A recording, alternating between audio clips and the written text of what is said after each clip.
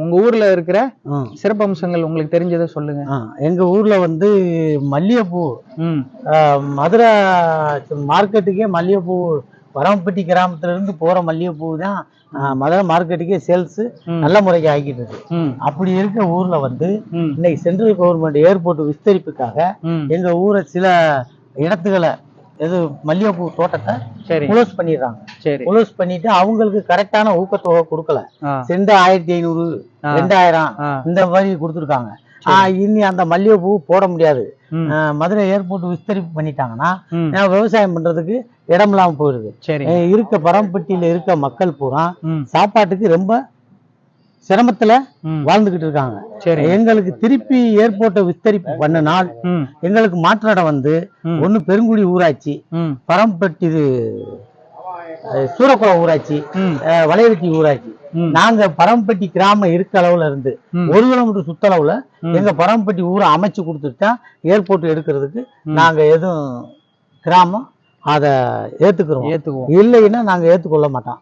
இது central government airport central government செய்யறது எங்களுக்கு இந்த பரம்பட்டின்ற கிராமத்தை அடியோட படத்துல வர சிட்டிசன் கிராமம் மாதிரி அடியோட அழிக்கிறதுக்கு தான் பிளான் பண்ணியிருக்காங்க.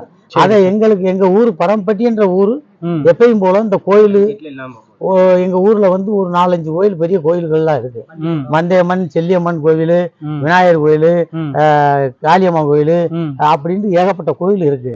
கருப்புசாமி கோயில் இந்த ஏர்போர்ட்டுக்குள்ள உள்ள எடுபடுது. எங்களுக்கு கருப்புசாமி கோயில்லாம் வந்து கரெக்டான முறைக்கு செஞ்சு கொடுக்கலைன்னா மக்கள் பூரா கொதிச்சு போராட்டம் பண்றது கூட தயங்க மாட்டாங்க.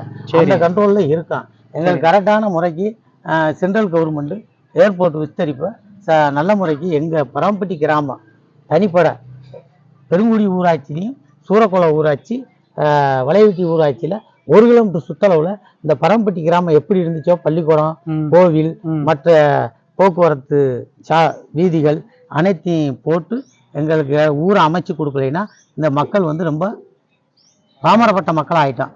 இது வந்து சென்ட்ரல் கவர்மெண்ட் செய்யறது தவறான செயல். சரிங்கண்ணே, சரிங்கண்ணே. இப்போ நம்ம ஊர்ல வந்துட்டு பிரதான கோயில் என்ன? மந்தையம்மன் கோவில். அதுல அது கோயில் தொடங்கி எத்தனை வருஷம் இருக்கும்? கிட்டத்தட்ட அது எப்படி போனாலும் 1000 ஆண்டோ இல்ல 2000 ஆண்டோ தெரியல. எந்த ஆண்டு வச்சாங்களோ. ரொம்ப பழமை சிலை உள்ள கோவில் மந்தியம்மன் கோவில் சிலையோட தான் இருக்கு. சரிங்கண்ணே. அதே போல கருப்புசாமி கோவில்ன்றது காட்டுக்குள்ள இருக்கு, சிலை கிடையாது. அதை நாங்க அதை பரம்பரையா வருஷம் ஜல்லிக்கட்டு சாட்டுவோம். சரி. இந்த இப்ப குறிப்பிட்ட இந்த கொரோனா காலத்துல இருந்து ஒரு 10-12 வருஷ காலமா எங்களால இந்த விவசாயம் மல்லிகைப்பூ விவசாயத்தவே ஏற்பட்டு விஸ்தரிப்புனால எல்லா மக்களுக்கும் பணம் பற்றாக்குறையா இருக்கிறதுனால நாங்க அந்த கருப்புசாமி கோயிலவே ஜல்லிக்கட்டு வைக்காம விட்டுட்டோம். சரி. இந்த மந்தையம்மன் கோயில் வந்து வருஷத்துல புரட்டாசி மாசம் நல்லா இருக்கும் பொங்கல் வச்சு கிடா வெட்டி நாடகம் 10 நாள் நாடகம் 15 நாடகம் நடத்தி நல்ல முறைக்கு சிறப்பா செய்வோம். அது பக்கத்துலதான் ஸ்கூல் இருக்கு. 10 வரைக்கும் ஸ்கூல் பரம்பட்டியில இதாகிட்டு இருக்கு. 8 வரைக்கும் ஒர்க் ஆகிக்கிட்டு இருக்கு. அதனால இப்படி எல்லாம் இருக்கிறதுனால எங்க ஊரு எப்படி இருந்துச்சோ அந்த மாதிரி எங்களுக்கு தனியா அமைச்சாலும் இந்த 3 பஞ்சாயத்துக்கு உட்பட்டதுல 1 கிலோமீட்டர் சுத்தளவுல எங்களுக்கு ஊரை அமைச்சு கொடுத்துட்டா சென்ட்ரல் கவர்மெண்ட் ஏர்போர்ட் விஸ்தரிப்புக்கு எடுக்கிறதுக்கு நாங்க சம்மதப்படுவோம். இல்லைன்னா இன்னி பட மாட்டோம். எக்காரணத்தை கொண்டு இவ்வளவு காலம் விட்டுட்டோம். இன்னி பண்றதுக்கு நாங்க ரொம்ப